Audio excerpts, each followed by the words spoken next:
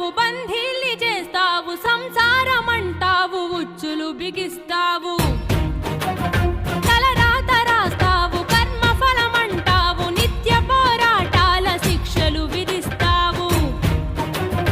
ఎటు చూడు కల్తీలు, ఎటు చూడు మోసాలు, బతుకు సమరంలోన ఎవరి స్వార్థము వారిదే. మంచి అన్నది నేడు భూతు పదమైనదయ్యా, ధర్మం అన్నది చూడు ఒంటరైపోయేనయ్యా. పైనేమి చేస్తున్నవయ్యా, దిగి వచ్చి రక్షించవయ్యా, లేదంటే మా ఊపిరాపేయవయ్యా. కన్నీటితో మేము శరణంట